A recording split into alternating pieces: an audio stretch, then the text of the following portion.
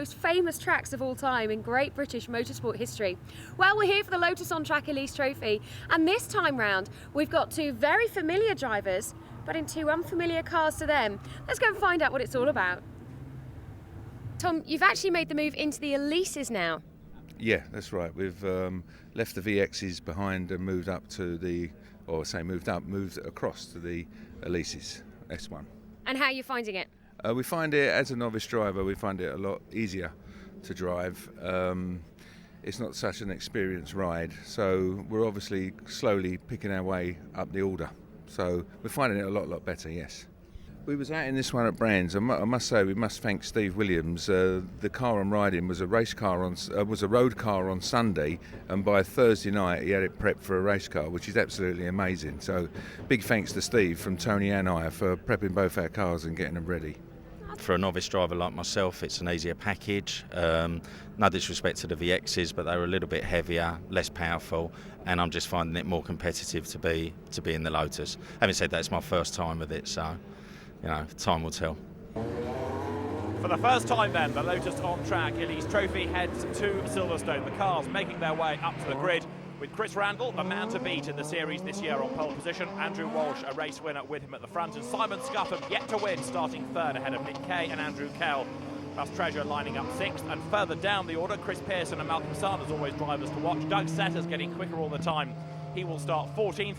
Gavin Kirby, who's been the man to beat in Class A this year, further down in midfield, he's going to be worth watching as well. And Tom Chataway and Tony Verrier, now they've switched from Vauxhall to Lotus, qualified 28th and 29th in a field that boasts 36 cars in the qualifying session, with a couple of newcomers, Ian Smith at the very back and Jamie Allison qualifying 18th, about to have their first races within the series. So up to the grid then they come. For many of them, the first time they will have raced here at Silverstone. It's the national circuit in use, one or two getting themselves in place there. The green flag shown at the back, and now the drivers look towards the lighting gantry. Race underway, good start here by David Harvey.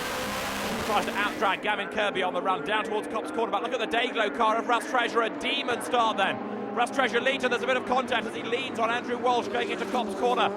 Russ Treasure, though, from sixth on the grid, leads down towards Copse Corner. You're on board now with Neil McKean turning his way through the right-hander and now accelerating up towards Beckett's for the first time. A very full field indeed around Silverstone. Treasure leading, Randall is second, in third is Andrew Walsh, and fourth Simon Scuffham. One or two lock up then as they pour their way out of Maggots up towards Beckett's for the first time on the national circuit. Beckett's effectively is a hairpin, it's a long right-hander, and then here down the national straight for the first time. Treasure losing out though now. Randall nosing ahead of him, past him as well has gone Andrew Walsh, and Walsh has the quicker car in a straight line. Down towards Brooklands for the first time, Walsh leading, Randall right there behind him, and just look at this huge field of cars still pouring its way out of Beckett's, down towards Brooklands. The man that won the very first race of the series at Brands Hatch, Andrew Walsh leads here. On board now with Tony Doe, Andrew Kell ahead of him.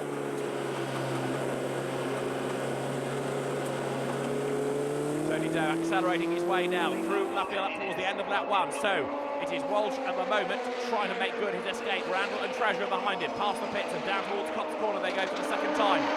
Treasure right on the back of Randall there, trying to fight back as they head down towards Copse. But Andrew Walsh here trying to pull out something of an advantage. He can't really go on. Randall is going with him, and Russ Treasure is still in touch in third place. On board now with Neil McKean, bit of a slide through Copse, and that's Chris Pearson right up ahead of him. McKean grabs a gear, he's in the wheel tracks, he might be able to make a move coming up towards the hairpin at Beckett's as Randall tries to put a move on Walsh, and there's contact, and Andrew Walsh gets chucked off to the left-hand side of the road there. There was a bit of a nudge from the back. Chris Randall leant on him slightly. That unsettles Andrew Walsh's car. He gets it back on, rejoins the race, but that's cost him the lead. It's also cost him a few more places. So now Randall leads from Scuffham. Russ Treasure third, goes off, does he? Yes, he's into the gravel. Russ Treasure has chucked it away. Is he going to be able to keep the car going? He's got a long way off. And that, I'm afraid, is buried Treasure. There's no way he's going to get out of there. Russ Treasure's race is at an end. 95 there, Gavin Kirby battling with Doug Setters, and this is Gavin Kirby's view. Doug Setters, an experienced driver, has come out of the Brit Sports category, and Gavin Kirby, new to circuit racing this year, has had a very impressive season so far. Comes up, crossing the line, down towards Copse now.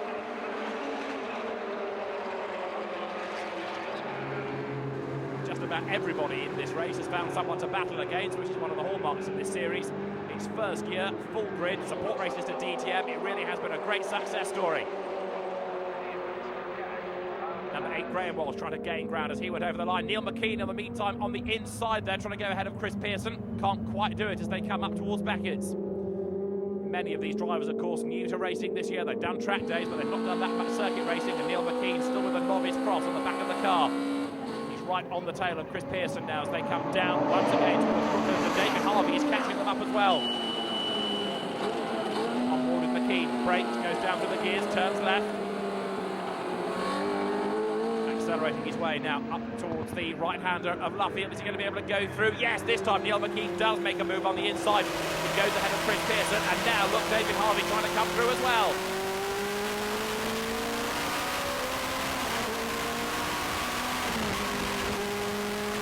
The door closed on him though there by Chris Pearson. Across the start and finish line they come. Meantime, Gavin Kirby here looking for yet another win in Class A. The opposition coming from Paul Harding and James Knight within the class, but Gavin Kirby then just being able to fend them off as he comes across the line. Now the race leaders are going to be in and amongst the back markers before much longer.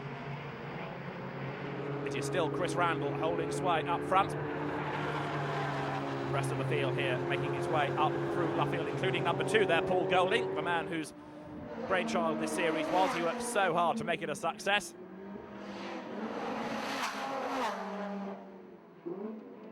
Out of Beckett, down towards Brooklands goes that leading quintet of cars. Christian Watkins there running wide, leaving the door open for Steve Williams to nip up the inside of him. Christian Watkins, remember, won the handicap race at Brands Hatch in March, but he's losing places there by running wide, coming out of Beckett's.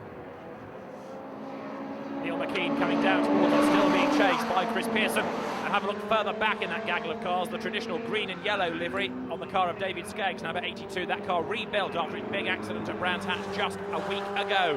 David Skeggs there, turning his way through, chasing after David Harvey in the open top 340R.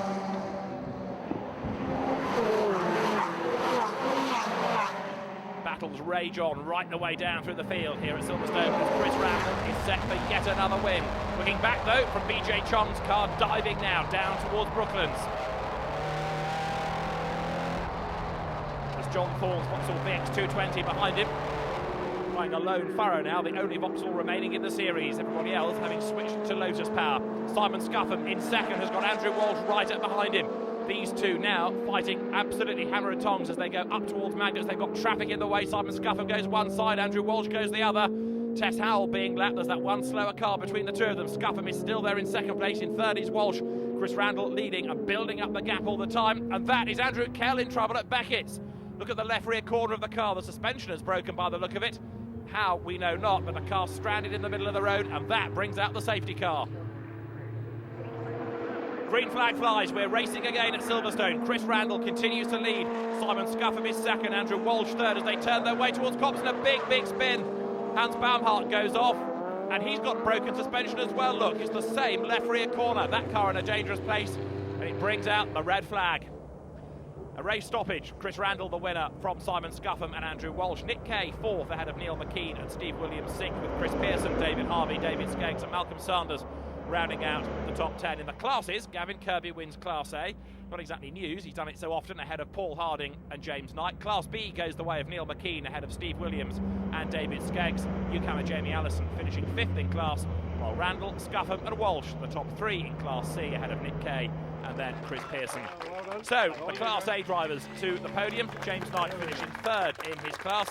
Paul Harding steps forward for second. Brian Halter, the clerk of the course for the series, hands over the trophies. And yet again, the trophy for the class win goes the way of Gavin Kirby. David Skeggs' rebuilt car finishes third in Class B. Steve Williams, who was also involved in the fun and games at Brands Hatch a week ago, finishes second.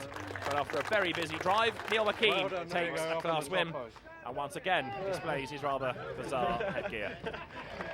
But in Class C, and indeed the top 3 overall, a rather rueful Andrew Walsh the third, Simon Scuffham second. He's on the podium again, but he's still not had that first win. But a very happy Chris Randall comes home for yet another victory. He's on the top step of the podium at the end of the first of 2 races here at Silverstone for the Lotus on-track Elise Trophy. Let's hear from the drivers, though. They're with Gemma. So, talk me through your race.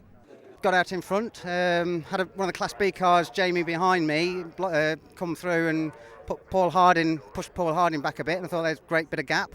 After last week's Brands Hatch, it's back on top. Nice. Well, that's what we like to hear. Looking forward to the handicap race? Yes, of course, yeah, always. Racing's racing, isn't it? Always good fun. So Neil, congratulations on your win. How was your race? It was fantastic, really good fun. I had a good battle with Steve. Managed to let him pass just before the red flag, but they counted it back, so I won by default, but it's still a win. Thanks, Steve. Well, that's what you say, a win is a win, eh? It is, and it was good fun. It was good fun. We had a good battle. So Chris, another win for you. Well done. Interesting race though, right? Yeah, interesting race. Every time I seem to have to work a bit harder. I think the gap's closing. I didn't get a very good start, and Walshy got past me, and so did some orange thing that sort of disappeared like a missile up past me and then into the gravel. But yeah, it was a close fight between Walshy. Managed to get past him into the second corner, and then I was fairly clear. But yeah, I don't think there's much between us. So an interesting first race here at Silverstone, and clearly a lot of work to be done to a few of these cars. Let's hope they can get themselves back up and running for the handicap race, which is coming up right after this break.